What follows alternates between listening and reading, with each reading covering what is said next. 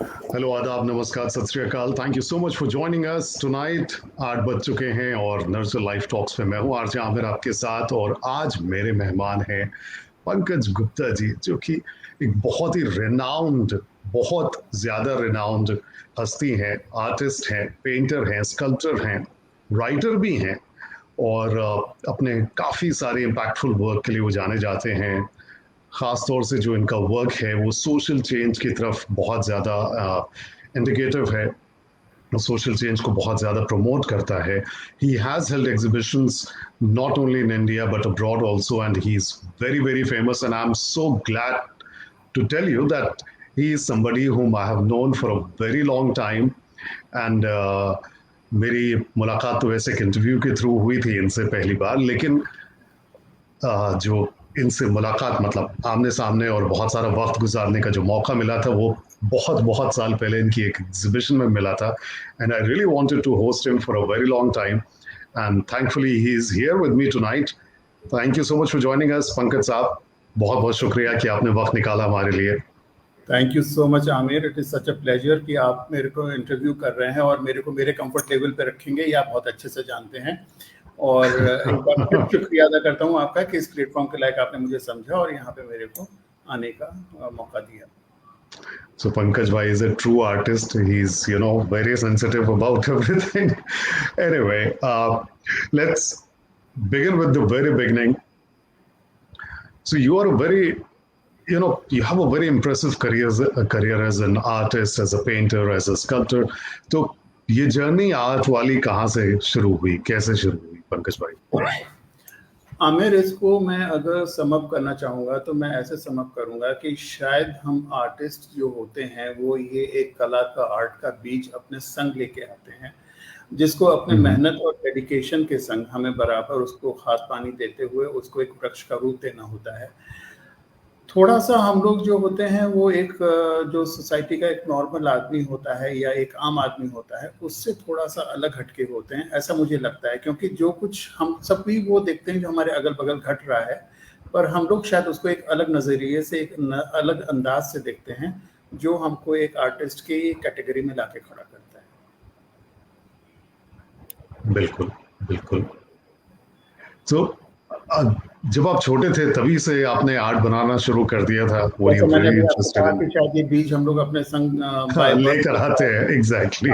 तो शायद ये शुरू में जो मेरी आड़ी तिरछी लाइंस होती थी, उन्होंने कब एक पेंटिंग का रूप ले लिया, शायद ये मैं खुद नहीं जानता। पर ये मुझे पता है कि जब मैं बहुत छोटा था तब से, शायद 6-7 साल का या कुछ ऐसा, तब से मैं ये सब काम करता हूँ और मुझे बहुत अच्छा लगता है मिट्टी से खेलना और रंगों से खेलना। क्या बात है। तो किसी को देखकर, मतलब ऐसा था कोई कि जिसको देखकर आपके ऊपर इन्फ्लुएंस पड़ा कि मुझे लगता है कि ये चीज़ें मुझे बहुत इम्प्रेस करती हैं, या ये शख्स की जो पेंटिंग है या जो उनकी आर्ट है वो मुझे बहुत पसंद आ रही है, and I really am inspired by that?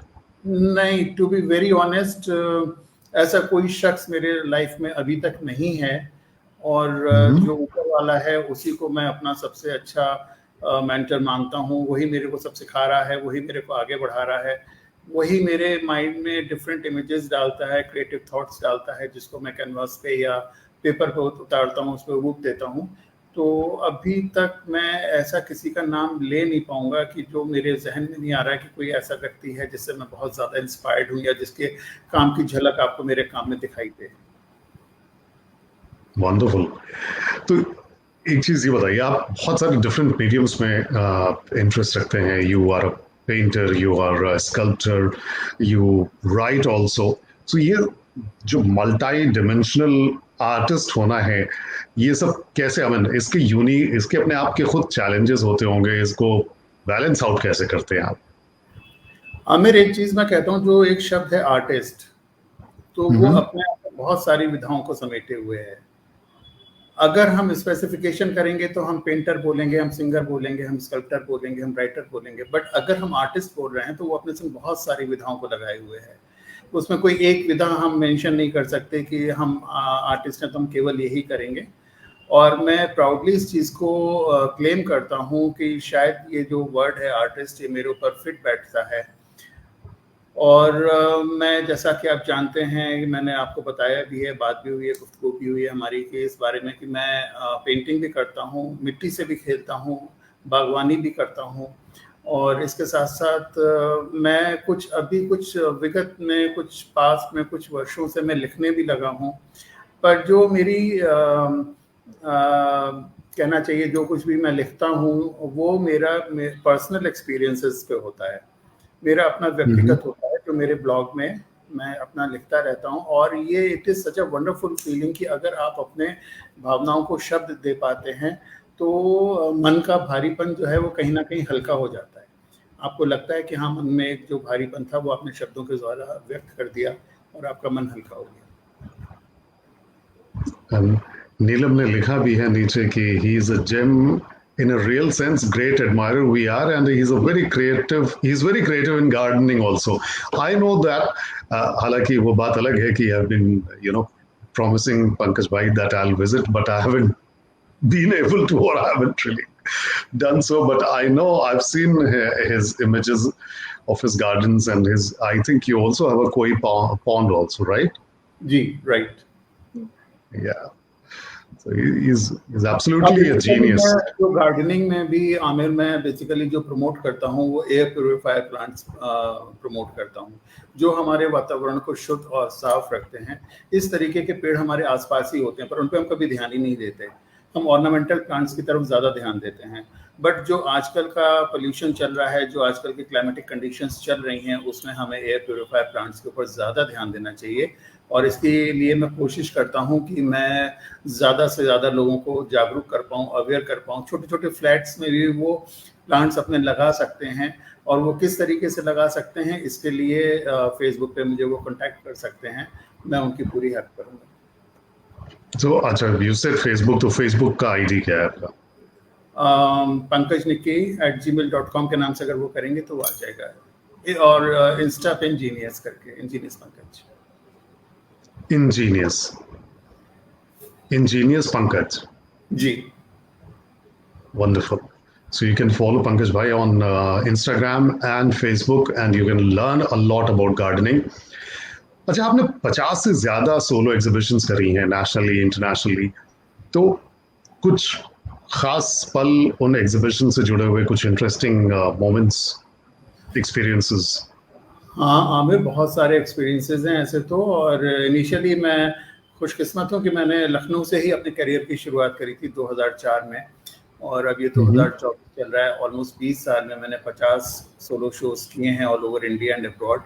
और मेरी पूरी कोशिश रहती है कि मेरा कोई भी शो या कोई भी आर्ट वर्क या कोई भी शैली वो रिपीट नहीं करूँ, मैं कुछ नया दिखाऊँ। बिकॉज़ लोग आते हैं तो उम्मीद से आते हैं कि मेरा शो है तो कुछ नया देखने को मिलेगा, कोई रिपीट काम या रिपीट शैली देखने को नहीं मिलेगी। तो इसके लिए मैं बराबर कोशिश करता रहता हूँ, और उस कोशिश में मैं आप लोगों के दुआओं से, सहयोग से मैं कामयाब भी होता हूँ। पर इसमें जो मेरी कोशिश रहती है कि ज़्यादा से ज़्यादा लोग मेरे पास आएँ और मेरे से सीखें, और मैं उन लोगों से सीखने की कोशिश करूँ। अगर कोई आर्टिस्ट है तो आज भी मुझे उनसे कुछ भी सीखने में शर्म नहीं है, because learning is a process which never ends. वो कभी ख़त्म नहीं होता, और जिस दिन आप ये सोचते हैं कि आपने सब कुछ सीख लिया, उस दिन शायद आप ख़त्म हो जाते हैं एज़ एन आर्टिस्ट। तो आपको हमेशा अपने आप को ओपन रखना पड़ता है किसी भी विधा के लिए, किसी भी चीज़ को सीखने के लिए। बिल्कुल, बिल्कुल। एंड आपने वर्कशॉप्स करना भी शुरू किया था, माइंडफुल आर्ट और बॉल ऑफ जॉय। उसके पीछे क्या मैं थॉट था आपको आपका? एक इंटरेस्टिंग थॉट बताता हूँ। अभी तक पेंटिंग जो है वो हमारे यहाँ दीवारों को सजाने की एक चीज़, एक वस्तु समझी जाती है कि आपने दीवारों को उसको सजा दिया, वाइब्रेंट कलर्स वाली पेंटिंग लगा दी, फूल पत्ती लगा दी, तो आपकी दीवार सज गई।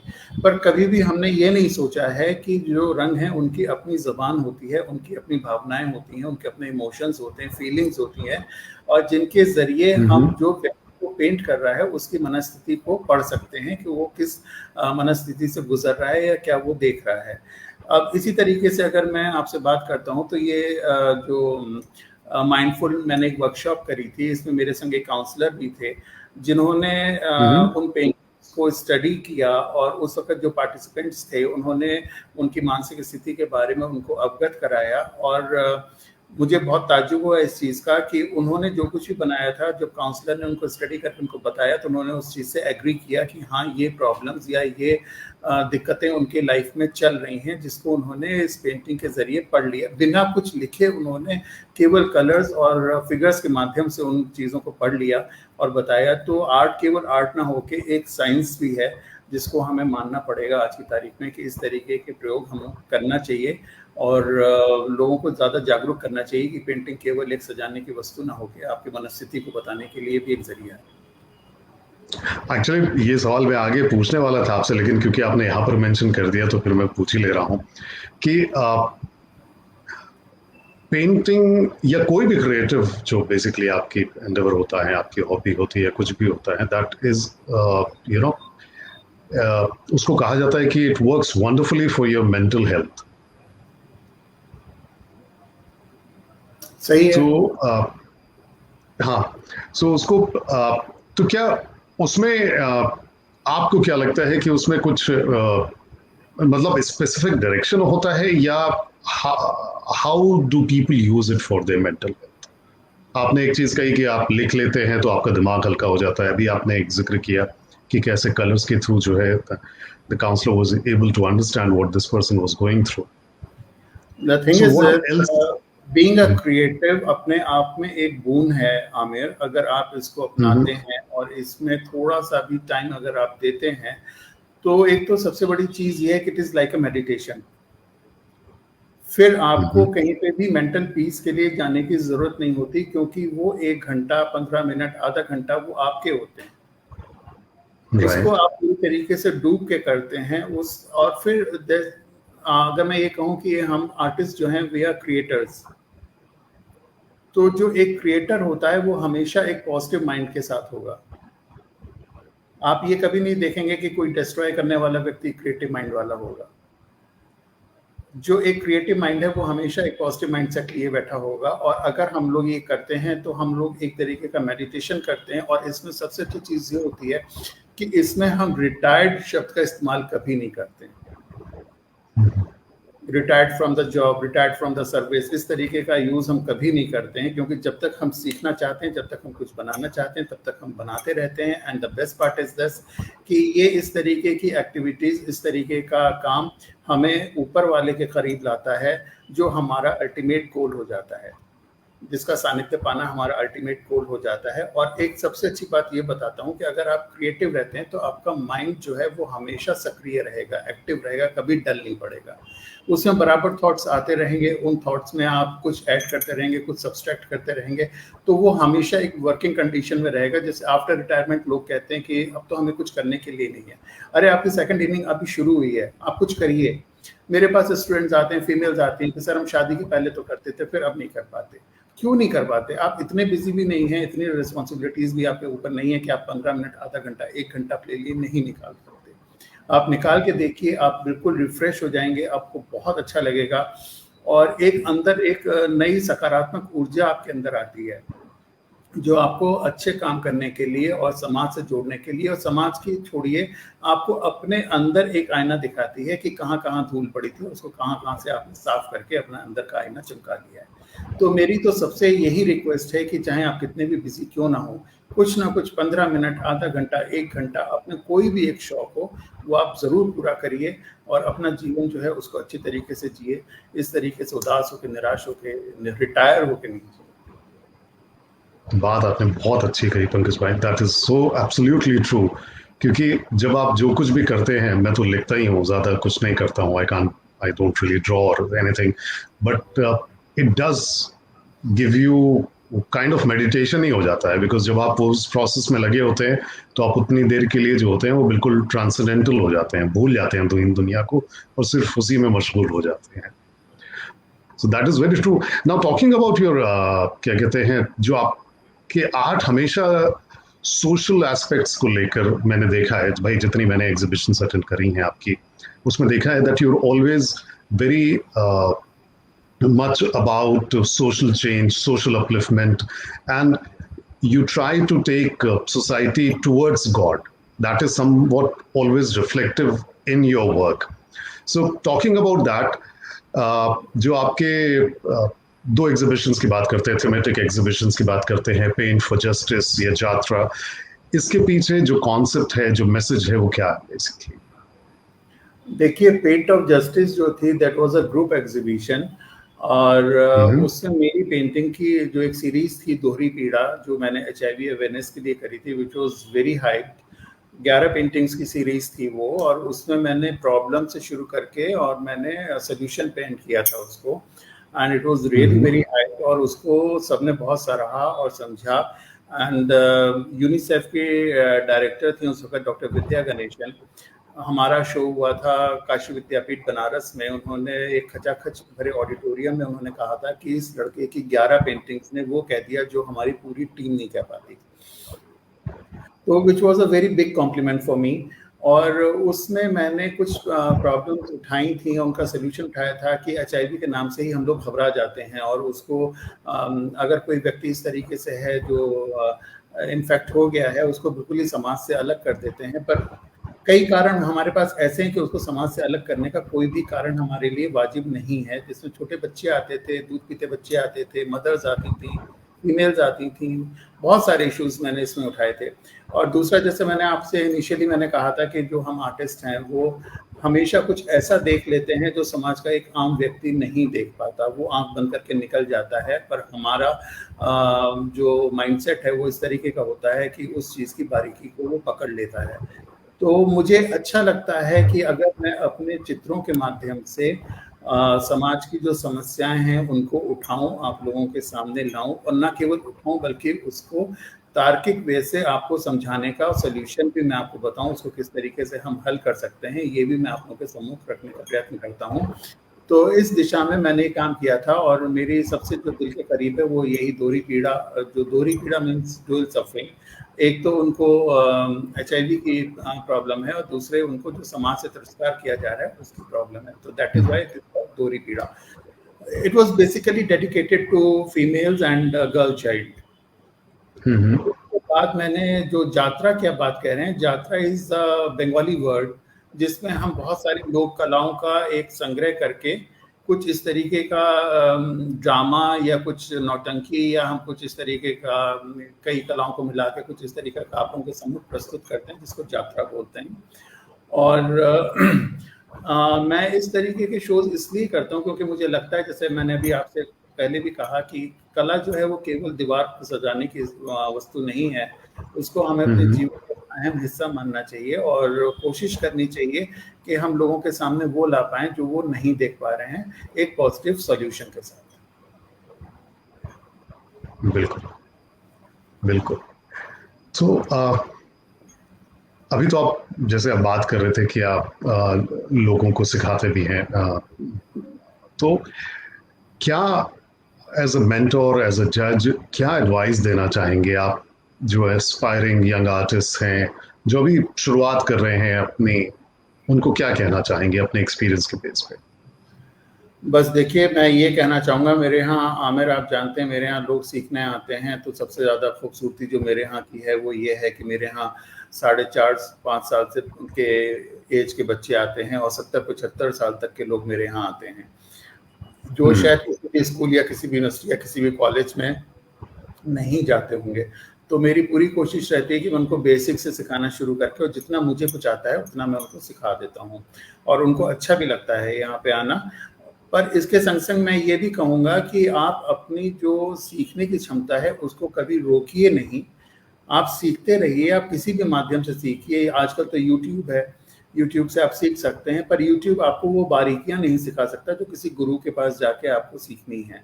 क्योंकि यूट्यूब आपका हाथ पकड़ के आपको नहीं बता सकता कि पेंसिल पे कितना दबाव आपको रखना चाहिए, कलर्स कौन से मिक्स करने से आपको ये अच्छा लगेगा, ब्रश के कैसे स्ट्रोक्स आप कितने हार्ड करेंगे, कितने लाइट करेंगे तो आएगा।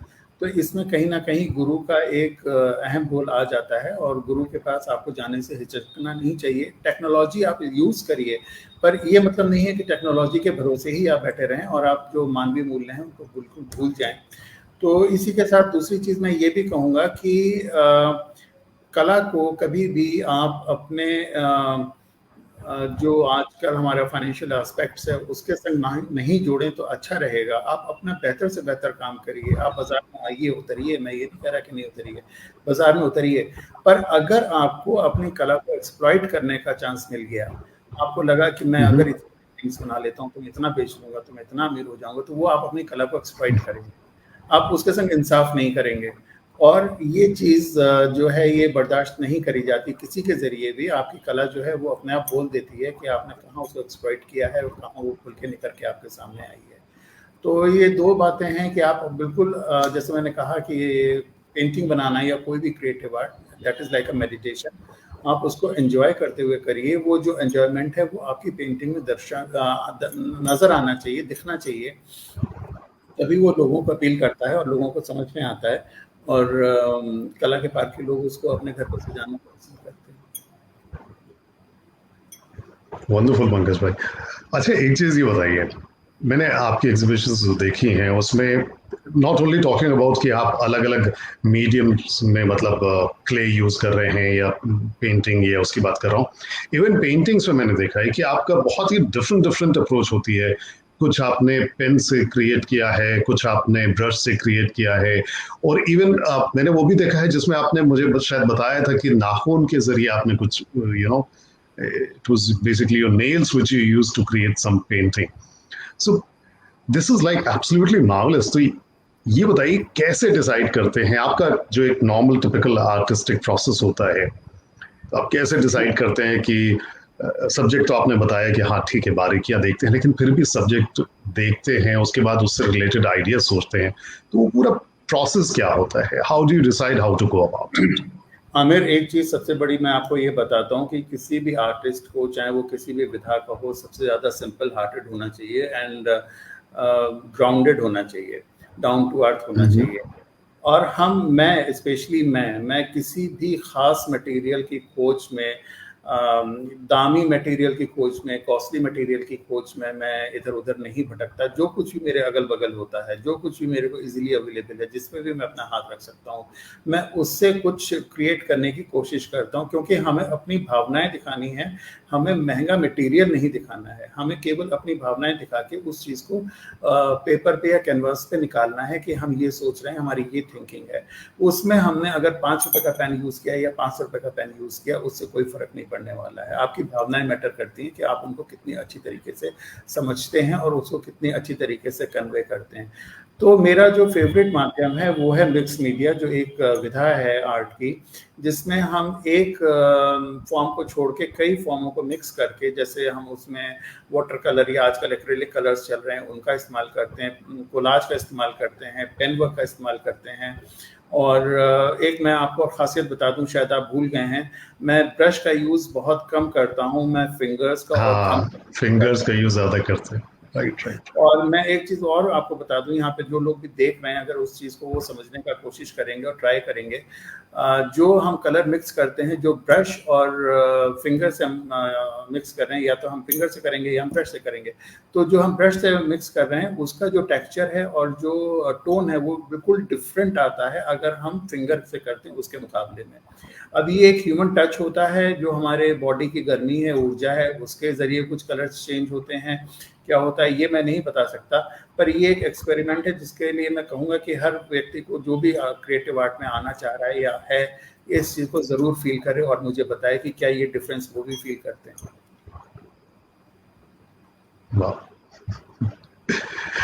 सो आपको क्या लगता है कि आर्ट के बारे में, खैर आपने बहुत सारी चीजें कही, लेकिन on a from a larger macroscopic level to a very microscopic level, art का क्या रोल है सोसाइटी में? बहुत अहम रोल है आमिर। अभी तक हम लोग आर्ट को समझे ही नहीं हैं। हम लोग कई वर्षों से, पता नहीं कितने कोटि वर्षों से हम लोग इस चीज़ को, आर्ट को, जैसे मैंने अभी आपसे कहा कि बार-बार मैं इस चीज़ को बोल रहा हूँ कि केवल दीवारों पे सजाने की एक चीज़ समझते हैं, पर इस चीज़ से, अब इस भ्रांति से हमें बाहर आना पड़ेगा और सोसाइटी का उसको एक अहम हिस्सा बनाना पड़ेगा। मैं पेरेंट्स से भी ये गुज़ारिश करूँगा कि अब वो टाइम गया जब आपका बच्चा केवल डॉक्टर या इंजीनियर बनता था। आज प्राउडली अगर वो किसी आर्ट फॉर्म को अपनाना चाह रहा है, वो आगे बढ़ना चाह रहा है, तो आजकल बहुत फील्ड्स ऐसी हो गई हैं जिसमें वो अपना बहुत अच्छा करियर बना सकता है। अब ये मत कहिए कि अरे क्यों तुम कागज काले कर रहे हो, क्यों तुम रंग खराब कर रहे हो, पढ़ो लिखो, ऐसा नहीं कहिए बिल्कुल भी। बच्चे का इंटरेस्ट देखिए, उसको आगे बढ़ाने में सपोर्ट करिए। आजकल तो कितने ही इंस्टीट्यूट ऐसे हैं और कितने ही क्रिएटिव डिजाइनिंग के इंस्टीट्यूट्स ऐसे हैं जहाँ से बच्चे पढ़ के निकल रहे हैं और बहुत अच्छा अपना करियर बना रहे हैं। अब वो ज़माना गया कि जहाँ पे केवल डॉक्टर या इंजीनियर बना करते थे, अब आर्टिस्ट भी उसी प्राउड के संग हम लोगों के संग खड़ा हुआ है और अपना एक मकाम जो है वो हासिल किए हुए है। तो सोसाइटी में आर्ट अपनी जगह बना चुकी है और बहुत अच्छे से बना चुकी है। Very true, very true. So apart from, ये तो बहुत सारी बात हो गई आपके आर्ट की, लेकिन आर्ट के अलावा you are also in social service, you are also in counselling. आपने पोस्ट ग्रेजुएट डिग्री भी सोशियोलॉजी में ले रखी है। तो ये चीज़ें कैसे इंटीग्रेट होती हैं आपके आर्ट के साथ, और आपके जो थीम्स हैं, जो आपका वर्क है, उसमें कैसे ये इंटीग्रेट होती है? जैसे अभी आपने कहा कि मैं सोशल सर्विस भी करता हूँ, तो जितना ऊपर वाला मेरे से करवाता है मैं उतनी कर देता हूँ, मुझे कोई दिक्कत उसमें नहीं होती है। और बेसिक चीज़ ये है कि जब आप सोसाइटी में जाते हैं, आप सोशल सर्विस के लिए जाते हैं, आप किसी की मदद के लिए जाते हैं, तब आप उसके दुख दर्द को आप पहचानते हैं, सुनते हैं, समझते हैं और 4 लोग आपको मिलते हैं, तो आपको कई चीज़ें ऐसे पता चलती हैं जिनसे आप अनभिज्ञ थे, आपको पता नहीं था।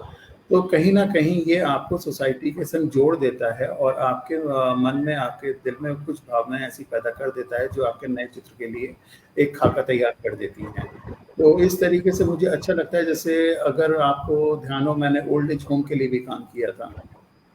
मैंने ऑटिस्टिक बच्चों के लिए भी काम किया था। लखनऊ में उस वक़्त ये बात हो गई है करीब 2004 या 5 की, तब ऑटिस्टिक शब्द लखनऊ के लिए बिल्कुल नया था। लखनऊ में कोई जानता नहीं था कि ऑटिज़्म होता क्या है। उस वक़्त मैंने बच्चों के लिए, ऑटिस्टिक बच्चों के लिए एक शो किया था। तो ये सब केवल इसी कारण से हुआ आमिर, क्योंकि मैं घर से बाहर निकला, मैं लोगों से मिला, मैं लोगों के संपर्क में आया, लोगों ने अपना दुःख दर्द मुझे बताया और मैंने यथाशक्ति उसको अपने पेंटिंग के ज़रिए, अपने ज़रिए, अपनी काउंसलिंग के ज़रिए उसको दूर करने का प्रयास किया। एक सार्थक माध्यम मैंने अपनाया और कोशिश करी कि जिस पीड़ा में वो हैं, उस पीड़ा से वो बाहर निकल के आएँ और मैं उनका सहयोग कर पाऊँ। लेकिन एक फ्रीलांस आर्टिस्ट होना तो एक तरह से एक बिजनेसमैन भी होना हुआ, एक एंटरप्रेन्योर होना हुआ, क्योंकि उसके बिजनेस पर्सपेक्टिव्स भी हैं। Here you have to handle everything which is related to your artistic journey. So how do you manage that part? इसमें ऊपर वाले की ब्लेसिंग्स काम करती हैं आमिर, क्योंकि मैं एक चीज़ आपको ऑनेस्टली आज इस प्लेटफॉर्म पे बताता हूँ कि अगर आप देखें तो बहुत खुल के मैं बोलता हूँ कि लक्ष्मी और सरस्वती की दोस्ती नहीं रहती है। दोनों के बीच में प्रॉब्लम्स रहती हैं, दोस्ती नहीं रहती लक्ष्मी और सरस्वती के बीच में। तो इसके लिए आपको ब्लेसिंग्स चाहिए। If you are lucky enough then आपका काम हो जाता है, कोई उसमें प्रॉब्लम नहीं आती है। और जैसे मैंने भी आपसे कहा कि बीइंग एन आर्टिस्ट आपको थोड़ा सा हम्बल रहना पड़ता है, डाउन टू अर्थ रहना पड़ता है। और डाउन टू अर्थ का मतलब ये नहीं है कि आप बिल्कुल रोड साइड होकर बैठ जाएंगे, पर अपनी ख्वाहिशें जो हैं उनको थोड़ा सा काबू में रख के करना पड़ता है। और अगर मन में आपके शांति है तो फिर सब जगह शांति है। अगर मन आपका अशांत है तो आप लाखों करोड़ों रुपयों के ऊपर बैठ के भी अशांत रहेंगे। पर अगर मन में आपकी शांति है तो अगर 500 रुपये का नोट भी आपकी जेब में पड़ा है तो आप शांत रहेंगे। तो इसको, जैसे मैंने अभी आपसे, मैं बार बार इस चीज़ के लिए कह रहा हूँ कि art is like a meditation. आप उसको एज मेडिटेशन करिए, आप उसको एंजॉय करिए। वो एंजॉयमेंट आपके चेहरे पे आना चाहिए, स्ट्रेस आपके चेहरे पे नहीं रहना चाहिए और एंग्जाइटी नहीं रहनी चाहिए। मैं ये कह रहा हूँ, हालांकि मुझे खुद स्ट्रेस और एंग्जाइटी बहुत ज़्यादा रहती है और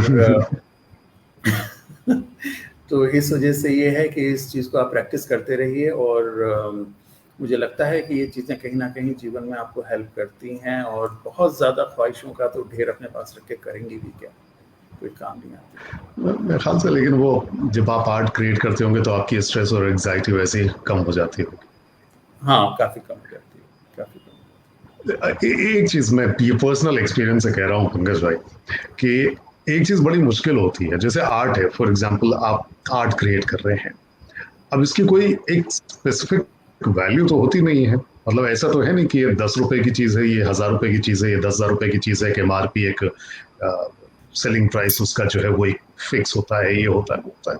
बहुत कुछ डिपेंड करता है कि सामने वाला कितनी समझ रखता है और क्या उसका मतलब क्या लेवल है उस चीज को गेज कर पाने का कि वो चीज जो है वो किस तरह की है। तो वो एक बहुत बड़ा मैटर हो जाता है, नहीं? क्योंकि मुझे लगता हाँ, है कि आप कई सही कह बार रहे हैं, but to be very honest इसमें होता ये है कि जो बड़े-बड़े आर्टिस्ट हैं, पेंटर हैं, उनके लिए तो वैल्यूअर्स होते हैं, उनके वर्क का वैल्यूएशन कर देते हैं, उसी वैल्यूएशन के आधार पे वो लोग एजेंट्स के ज़रिए वो लोग अपना काम सेल करते हैं। बट जैसे हम लोग हैं, तो हम लोग अपना उसमें मटेरियल और लेबर देखते हैं और कॉन्सेप्ट देखते हैं। बट स्टिल मैं कहता हूँ इस चीज़ के लिए कि वैल्यू फॉर मनी होनी चाहिए। जो क्लाइंट आपका काम खरीद रहा है, आप उसकी जेब पे डाका मत डालिए, आप रीजनेबल रहिए। अगर और आपका काम अच्छा है, उसको समझ में आ रहा है, तो वो ज़रूर लेगा, बट उसकी जेब पे डाका डालने का आपको हक नहीं है। आप कोशिश करिए कि आपका काम लखनऊ की हर दीवार पे, वर्ल्ड के दीवार पे, भारत की हर दीवार पे आपका काम बने और लगे। पर उसके लिए आप ये चाहें कि अगर आप डाका डाल के अपने क्लाइंट्स को धोखा देके किसी तरीके से आप काम करेंगे, तो वो चीज़ गलत है, वो मेंटलिटी मत रखिए। और इसी के साथ-साथ ये भी है कि जैसे मैंने आपसे कहा कि बार-बार मैं इस चीज़ को रिपीट कर रहा हूँ कि मेडिटेशन है, तो आप अंदर से कहीं न कहीं आप खुद ही साधु संत हो जाते हैं और इन बातों से परे हो जाते हैं। ये बातें मतलब नहीं रखती हैं आपके लिए और आपको ये लगता है कि हाँ, अगर एक नए घर में मेरा काम जा रहा है, तो वो मेरे लिए ज़्यादा सुकून मुझे देगा, ज़्यादा मुझे शांति देगा बनिस्बत इसके कि मेरे जेब में 2000 रुपए और आ जाएँगे। Very true, wonderfully said. So ये सवाल आपसे पूछना जायज बनता है क्या कि आपका बहुत डिमांडिंग करियर है as a freelance artist and gardening आप करते हैं, ये करते हैं, वो करते हैं, तो उसके साथ साथ अपने पर्सनल वेलबींग का ख्याल कैसे रखते हैं, या ऑलरेडी ये सारी चीजें करते हैं इसलिए आपको एक्स्ट्रा कुछ करने की जरूरत नहीं पड़ती? वेल-बीइंग से आपका क्या अर्थ है? हेल्थ अरे वाइज़? मेंटल वेलबींग, थोड़ा अपना स्ट्रेस, हाँ, थोड़ा अपनी हेल्थ, चलना फिरना, वर्जिश, और एक बैलेंस लाइफ का एक। आपने गलत सवाल पूछ लिया। आमिर, वर्जिश के नाम पे तो मैं बिल्कुल ज़ीरो हूँ, मैं कुछ नहीं करता हूँ। और जो कुछ भी करता हूँ, मुझे ये पेंटिंग जो मैं सिखा रहा हूँ या जो मैं पेंटिंग करता हूँ या मैं अपने जो प्लांट्स के संग रहता हूँ या प्लांट्स में कोई नई कली निकली, नया पत्ता निकला, उसको मैं देखता हूँ, कोई नया फल निकला, कुछ इस तरीके से मैं देखता हूँ, तो वो मुझे बहुत ज़्यादा एक रिलैक्सेशन वाली फीलिंग देता है और मुझे बड़ा अच्छा लगता है। और एक चीज़ मैंने कहीं पे पढ़ी थी या किसी से सुनी थी कि एक पत्ता जो होता है, अगर आप उसको सहलाते हैं, तो वो फीलिंग अलग होती है और आप रूडली उसको तोड़ देते हैं, तो वो फीलिंग अलग होती है। तो आप चूज़ करिए कि आपको कौन-सी फीलिंग चाहिए। सहलाने वाली, रिलैक्सेशन वाली फीलिंग चाहिए या वो रूडली पत्ते को तोड़ देने वाली फीलिंग चाहिए। तो वो जो तोड़ने वाली वो आपको स्ट्रेस देती है। सहलाने वाली आपको रिलैक्सेशन देती है, तो आप किस तरफ जाएँगे? रिलैक्सेशन की तरफ जाएँगे या स्ट्रेस की तरफ जाएँगे? तो इस तरीके का कुछ ना कुछ अपने जीवन, फिर वही चीज़ आती है कि जीवन में किसी न किसी आप आर्ट से अपना जुड़ाव ज़रूर रखिए। अपने आप को इतना नीरस और बोरिंग मत बना लीजिए कि आपको किसी चीज़ का कोई शौक ही नहीं है। और 24 घंटे होते हैं दिन में। आप कोशिश करिए कि 24 घंटे में कुछ टाइम तो आप निकाल पाएँ। आप कुछ नहीं कर सकते, अपने पास एक पौधा ही रख लीजिए, एक पौधा ही उसमें पानी देने का काम करिए, उसकी निराई-गुड़ाई करिए, उसमें जब फूल आएँ तो उनको देख के खुश होइए। खुश होने के बहाने ढूँढिए, अपने अगल-बगल आपको बहुत सारे बहाने मिल जाएँगे और मुझे उम्मीद है कि आप एक सार्थक जीवन जिएँगे आगे। इस तरीके से दुखी होके या स्ट्रेस्ड होके जीना नहीं पसंद करेंगे आप। See spoken like a true artist. लेकिन आर्ट भी तो खुद अपने आप में कभी कभी इमोशनली बहुत इंटेंस हो जाती है, और बहुत आर्टिस्ट इंटेंसिव। जो होते हैं, सॉरी मैं आपकी बात काट दी, मैं ये कहने नहीं, जा रहा था, बस ये ऐड करने जा रहा था कि जो आर्टिस्ट होते हैं, जैसे कि आपने कई बार ये बात कही, जो आर्टिस्ट होते हैं, रियली आर्टिस्ट होते हैं, वो खुद बहुत इमोशनल हाइज और लोज के बीच में आते जाते रहते हैं। दे फील मैं थिंग्स वेरी क्लोजली। मैं एक चीज़ का ज़िक्र करता हूँ आमिर, यहाँ पे कुछ लोगों को ये हास्यास्पद भी लग सकता है, पर मुझे उस चीज़ की परवाह नहीं है। उनको लगता होगा तो वो लगे, पर मैं उस चीज़ को छुपा नहीं सकता। मैं आपके सामने उस चीज़ को साझा ज़रूर करूँगा। हम्म। बनारस की विडोज़ के बारे में आपने सुना होगा कि बनारस में हमारे देश भर से विडोज़ जाती हैं, वहाँ पे रहती हैं और हम्म। अब इस प्लेटफ़ॉर्म पे मैं बोल रहा हूँ कि वो एक बहुत अच्छा जीवन नहीं जीती हैं, किसी भी तरीके से वो बहुत अच्छा जीवन नहीं जीती हैं। बिल्कुल। तो मैंने कुछ पिक्चर्स देखी थी जो मुझे बहुत अंदर तक हिला गई और मुझे लगा कि मैं इस पे काम करूँगा, पेंटिंग करूँगा इस पे, और मैंने उस सीरीज़ का नाम रखा था सूखता चंदन। आप सुन पाए हो शायद अगर, सूखता चंदन, क्योंकि जो ये विडोज़ होती हैं ये सिंदूर का टीका या वगैरह कुछ नहीं लगा सकती हैं, चंदन का टीका लगाती हैं। तो जिस तरीके से चंदन सूखता चला जाता है उसी तरीके से ये लोग भी सूखती चली जाती हैं। तो सूखते चंदन के नाम से मैंने सीरीज़ को किया, एंड बिलीव मी मैंने इस पेंटिंग सीरीज़ की केवल 5 पेंटिंग कर पाया था। और ये मुझे इमोशनली इसने इतना तोड़ के रख दिया था, क्योंकि हर बार उस मनस्थिति में जाना उस मनस्थिति में जीवन जीना अपना, उसको सोचना कि वहाँ पे वो स्त्री किस तरीके से रहती होगी, क्या करती होगी, कितनी समाज की बातें सुनती होगी, समाज का कितना कालापन उसके जीवन के आसपास होगा, इन सब चीज़ों को महसूस करना, इसने मुझे इतनी नेगेटिविटी दी और इतना मेरे को इमोशनली इसने मेरे को तोड़ा कि मुझे छठी पेंटिंग बनाने की हिम्मत नहीं हुई। और मैंने कहा कि ये काम मैं नहीं कर पाऊँगा, ये इमोशनली बहुत ज़्यादा डिस्टर्बिंग काम है मेरे लिए। और अगर मैं कहूँ तो हर बार वो सफ़ेद रंग की साड़ी पहनना और वो टीका पोंछना, इस तरीके के जो थॉट्स आपके दिमाग में आते थे वो कहीं न कहीं अंदर आपको हिला देते थे। तो मुझे लगा कि नहीं, मैं ये नहीं कर पाऊँगा, इस चीज़ को मैं इंसाफ़ नहीं कर पाऊँगा इस चीज़ के लिए, तो इसको छोड़ देना बेहतर है। तो अभी तक के मेरे जीवन में केवल एक सीरीज़ ऐसी ये रही है जिसको मैं चाह के भी कंप्लीट नहीं कर पाया, क्योंकि मुझे लगा कि अगर मैंने किया तो ये मेंटल बैलेंस कहीं न कहीं मेरा डिस्टर्ब हो जाएगा और मैं नहीं कर पाऊँगा इस चीज़ के लिए, तो उसको इन बिटवीन मुझे छोड़ना पड़ा। उफ, तो खैर, क्या वैल्यूबल लाइफ लेसन्स रहे आपके अभी तक के इन सारी चीजों बहुत को? ज़रूरी है आमिर, बहुत सारा सुख, बहुत सारा दुख देखने को हमें मिलता है, पर फिर वही वाली बात है कि दुख की गठरी मत बांधिए, दुख की गठरी समय के संग और भारी होती चली जाएगी। सुख की गठरी बांधिए और ऐसी बांधिए कि वो छलकती रहे, आपके पास तो रहे, लोगों के पास भी आपका सुख पहुंचता रहे। और कोशिश करिए कि जितने खुश आप हैं उतनी खुश आप दूसरों को भी रख पाएँ। अपने अगल-बगल का वातावरण है, अपने अगल-बगल के लोग हैं, परिवार के लोग हैं, सबको आप प्रेम दे पाएँ, स्नेह दे पाएँ। इसलिए सुखों की गठरी बांधिए, दुखों की गठरी मत बांधिए। Absolutely, absolutely. सो पंकज भाई, इससे पहले कि हम आपसे विदा लें, एक सवाल हम आपसे आपके फ्यूचर के बारे में, कि आपके aspirations, do you think that you have some aspirations which you still want to achieve as an artist? ये कोई ऐसे स्पेसिफिक गोल्स या प्रोजेक्ट्स जिनकी तरफ आप आगे बढ़ रहे हैं या बढ़ना चाहते हैं? नहीं आमिर, अभी तो शुरुआत हुई है, अभी तो बहुत कुछ करना है, अभी तो बहुत कुछ सीखना है। और मैं ऑनेस्टली मैं आपको बताऊं, इतने साल इसमें बिताने के बाद और इतने लोगों को सिखाने के बाद, इतने एग्जीबिशंस करने के बाद, अभी भी मैं कहीं पे जाता हूं तो मैं कोशिश करता हूं कि मैं कुछ नया सीखूं, कुछ नया देखूं। और जब मैं कुछ नया देखता हूं तो मैं बिल्कुल ये सोचता हूं, मैंने कहा कि भाई ये तो बहुत अच्छा काम है, इतना तो मैं कर ही नहीं सकता। तो उस अच्छे काम को सीखने के लिए अभी तो बहुत साल हैं और अभी तो मुझे बहुत लंबे आगे जाना है, बहुत काम करना है। और आप लोगों की दुआ रही, आप लोगों का आशीर्वाद रहा तो मैं ज़रूर इस चीज़ को करूँगा। और जहाँ तक नाम बनाने की बात रही, आप लोगों का दुआ और प्यार मिलता रहे, वही मेरे लिए काफ़ी है। बाकी इससे ज़्यादा मुझे कुछ चाहिए नहीं, वो मिलेगा तो नाम अपने आप हो जाएगा, इससे ज़्यादा कोई चाहत नहीं। Wonderful, wonderful. I'm so glad to host you again. I think इससे पहले मैंने रेडियो पे आपको जो सबसे पहले होस्ट किया था, that was, I that think was it my was first 21 interview, not आपने किया था। वो मुझे याद first है, मैं interview, रेडियो सिटी आया था, आपने किया था, and that was our first मुलाकात। first मुलाकात, that was some 19 or 20 years ago. हाँ, absolutely. And I'm glad that I again had the opportunity to host you again tonight.